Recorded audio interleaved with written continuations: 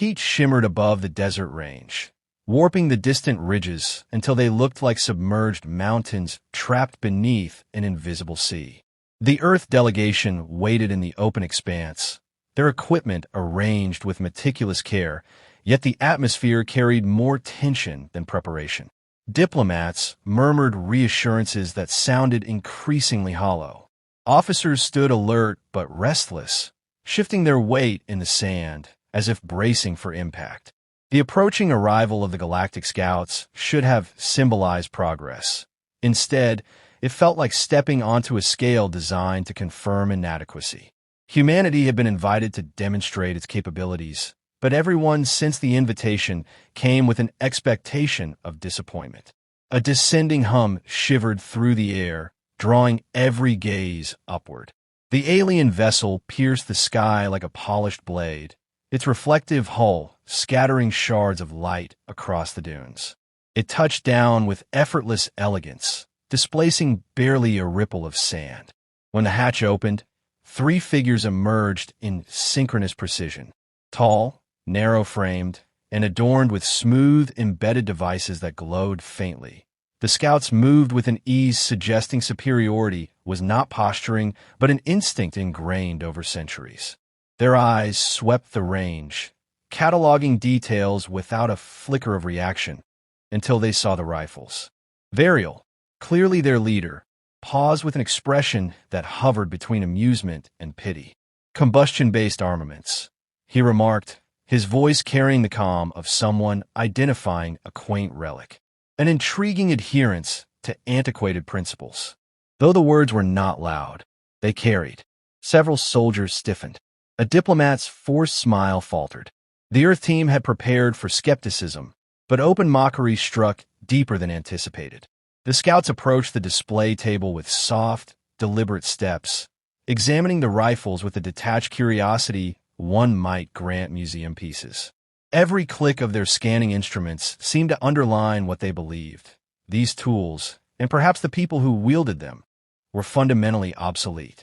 Lieutenant Mara Ortiz stepped forward, refusing to let her frustration reveal itself in tone or posture. These weapons are engineered for extreme environments, she said. They function reliably where automated systems can fail. They're precise in skilled hands. Varial offered a faint smile that held no warmth. Skill, yes. Your species places considerable emphasis on it. A charming philosophy. His companions exchanged barely concealed smirks, and the air thickened with a sense of foregone conclusion. They had come expecting to judge. Now they felt justified before the demonstration even began. A subtle shift of sand broke the tension. From the dunes rose a figure cloaked in a desert ghillie suit, his approach so silent it seemed he had materialized from the earth. Sergeant Callen Rhodes moved with unhurried purpose, his presence calm, yet carrying a weight that contrasted sharply with the scout's breezy superiority. Ortiz's shoulders eased the moment she recognized him. Rhodes acknowledged her with the faintest nod before turning to the aliens. "You're evaluating our capability," he said in a voice steady enough to flatten the edge of their condescension. "I can demonstrate it." The younger scout chuckled softly. "A single marksman intends to represent your world." Rhodes met the remark without irritation. "A demonstration needs one shot, not a crowd." The simplicity of the statement unsettled the scouts more than defiance would have. Varial studied him more closely, curiosity replacing a fraction of his earlier disdain.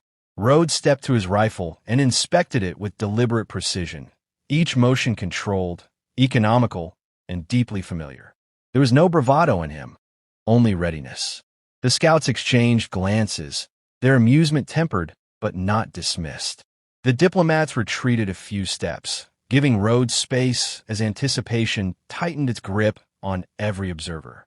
The moment settled into stillness, gathering weight, promising that what happened next would cut cleanly between assumption and truth. The scouts' amusement only intensified as technicians activated the desert range's distant markers, their holographic outlines shimmering against the dunes like restless ghosts. Varial stepped forward with an air of ritual significance, as though the challenge he proposed was a generous gesture rather than a calculated insult. "To measure your marksman's competence," he declared, "we will dictate the parameters. If humanity wishes recognition, it must earn it without excuses." His companions murmured approval, their voices soft but laden with smug certainty. Their confidence formed an invisible wall. One Rhodes seemed content to walk straight through. Lieutenant Ortiz kept her posture rigid, refusing to let frustration take hold. She watched Rhodes kneel beside his rifle and begin adjusting small details. A shift of the bipod legs, a brush of sand from the magazine well, a minute correction in the cheek rest. His movements were quiet acknowledgments of the task ahead, nothing more. Yet she sensed his focus sharpening, narrowing into a single, unbroken line of intent. Varial raised a hand, and a drone lifted into the sky with a hum too faint to belong to anything primitive. It projected a holographic sphere that darted unpredictably, weaving between heat distortions and thin streams of rising dust. "Your task," Varial said, "is to strike the sphere's central point. It is calibrated to react only to a perfect hit. Anything less will be noted as failure." Rhodes studied the erratic target without comment. Instead, he asked Ortiz for a wind reading. She scanned her portable meter, then glanced at the stuttering mirage across the valley. "Crosswind shifts every few seconds," she murmured. "Light at ground level, stronger near the ridge. Mirage is thick. This is designed to sabotage you." "I know," he replied, not as complaint but as acknowledgement. "But it's still a target." Ortiz felt a pulse of pride. She had partnered with Rhodes long enough to recognize his patterns. The stillness before he committed, the quiet absorption of every variable, the unspoken certainty that he would not be intimidated. His calm steadied her in ways she rarely admitted. The scouts, however, grew only more amused. One of them leaned toward his peers and said, "Observe how he depends on manual data. No biological species can compensate quickly enough." Laughter rippled among them. Even Varial allowed a hint of a smirk before returning his gaze to Rhodes. "You may begin whenever your instincts deem appropriate." Rhodes settled into prone position, the rifle cradled like an extension of his own structure. The desert floor pressed against him, grounding every breath. He waited, not for courage, but for clarity. Ortiz observed him closely, noting the subtle cadence of his breathing, the micro-adjustments in his shoulders. She whispered weather corrections, each one short, precise, and deliberately spaced so he could absorb them without distraction. The holographic sphere dipped suddenly, accelerating in a jagged pattern that seemed deliberately engineered to mock the limitations of human reaction time. The scouts chuckled again, already preparing to document the failure they expected. But Rhodes did not lift his rifle yet. He let the target roam freely, studying its rhythm, or the illusion of one. Only when the sphere drifted into a sliver of stillness between chaotic motions did his hand move. He exhaled slowly. Ortiz recognized a shift. He was ready. But instead of firing, Rhodes lifted his gaze just high enough to meet Varial's. The gesture was subtle, almost invisible, yet unmistakably intentional. "You wanted a measure," he said quietly. "You'll have it." Rhodes then returned his focus to the drifting sphere. Rhodes narrowed his focus until the world shrank to sand, breath, distance, and motion. The sphere's unpredictable path no longer seemed chaotic but layered, shaped by winds, thermals, and the limitations of the device propelling it. He watched its jerks and accelerations until patterns emerged at the edges of perception, faint as scratches on glass. Ortiz sensed the shift in him and quieted her breathing, unwilling to break the fragile thread of concentration forming between man and target. Though she could not see what Rhodes saw, she recognized the depth of his calculation. Nothing about him radiated tension. Instead, he carried a calmness that made the scouts' earlier mockery feel almost juvenile. Varial observed from a few steps away, his hands clasped behind his back, the usual smirk tempered by curiosity. He seemed unsure whether Rhodes' stillness came from courage or futility. The younger scout beside him, however, had no such doubts and muttered, "He waits because he knows he cannot match it."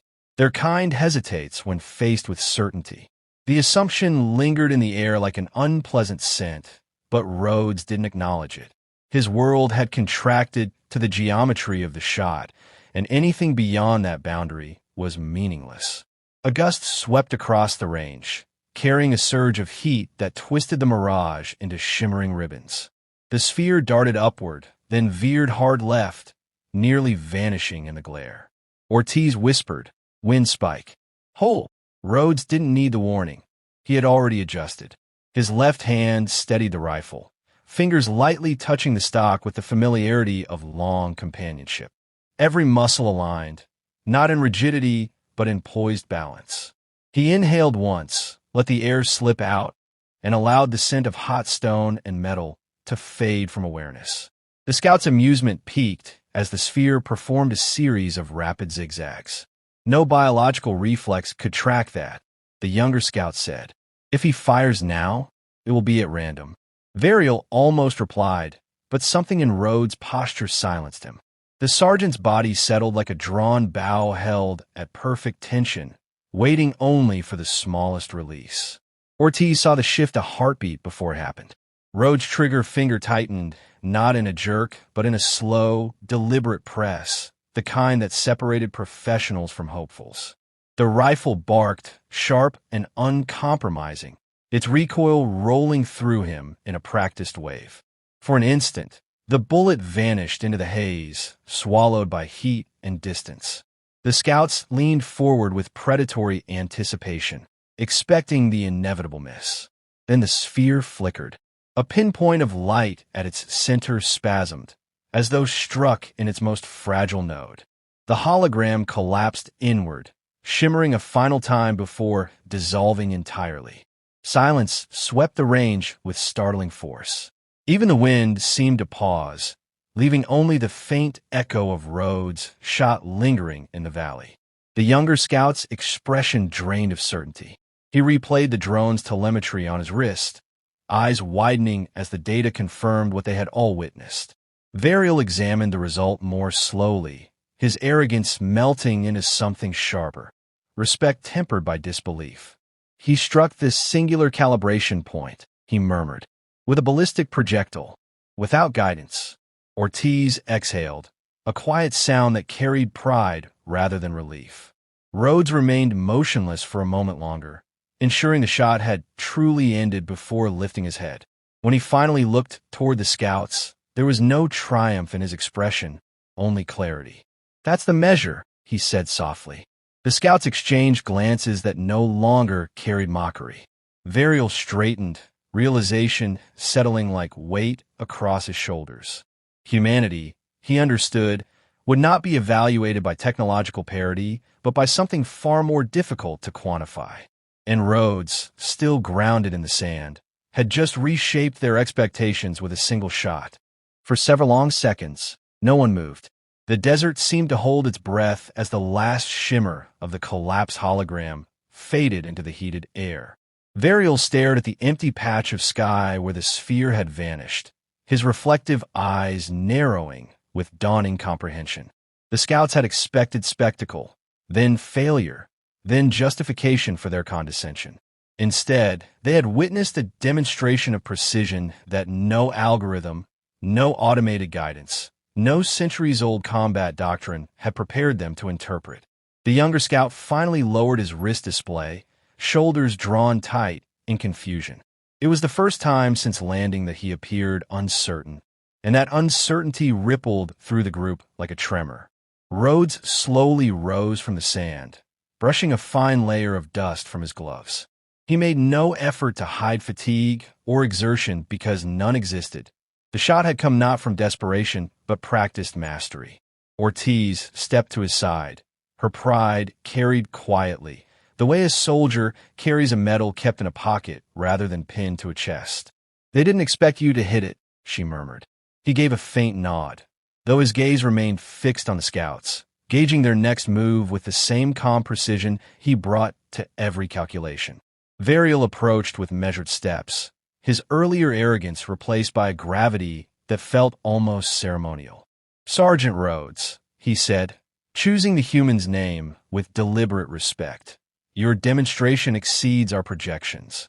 No ballistic weapon in our database has achieved a comparable strike under such conditions." His voice carried neither flattery nor disbelief, only the authenticity of someone forced to revise a long-standing assumption. The younger scout bristled at Varial's acknowledgement, struggling to reconcile the evidence with his worldview. "One fortunate result does not redefine your species," he muttered, though even he sounded unconvinced. Varial silenced him with a single lifted hand before turning back to Rhodes. "Your world possesses a quality we have underestimated. You compensate not through technology alone, but through instinct, refined, disciplined, and unpredictable." Ortiz crossed her arms, her tone steady but edged with warning. "Instinct doesn't mean guesswork. It means training, experience, and understanding the environment better than any system can." Varial inclined his head. "I see that now." The desert wind picked up again, swirling fine grains around their feet. The earlier tension had not vanished so much as transformed, reshaping itself into something more constructive. The scouts conferred briefly among themselves, their voices a blend of analytical murmurs and newly tempered humility. When Varial returned, his expression held a restrained decisiveness. "Earth's capabilities deserve formal recognition. We will recommend your admission into the Cooperative Defense Exchange." He paused, as if choosing his next words with care. "And we request continued demonstrations. Your methods may illuminate deficiencies in our own." Rhodes lifted an eyebrow. "You want training?" "We want understanding," Varial corrected, though the distinction felt thin. "Your skill challenges assumptions we have held for generations. Such challenges are valuable." Ortiz shot Rhodes a sidelong glance, amused despite the gravity of the moment. "You're about to become a case study." He shrugged lightly. "As long as they listen." The younger scout hesitated, then stepped forward with visible reluctance. "Your shot was not luck. I accept this." His discomfort was evident, but so was his sincerity. Rhodes acknowledged him with a brief nod, an unspoken easing of earlier tensions. As preparations began for additional demonstrations, the horizon glowed with late afternoon light, stretching shadows across the dunes like long, deliberate brushstrokes. The outpost no longer felt like a stage for scrutiny, but a place where two vastly different perspectives might finally converge. Rhodes lifted his rifle again, not as a challenge, but as an offering. Varial watched with renewed interest, his stance no longer superior, but inquisitive. The day's outcome would echo far beyond the desert range, altering alliances, recalibrating expectations, and marking a turning point in humanity's first true exchange with the Galactic Scouts. And as Rhodes settled into position once more, a quiet certainty formed among all who watched. The galaxy had only begun to learn what humans could do.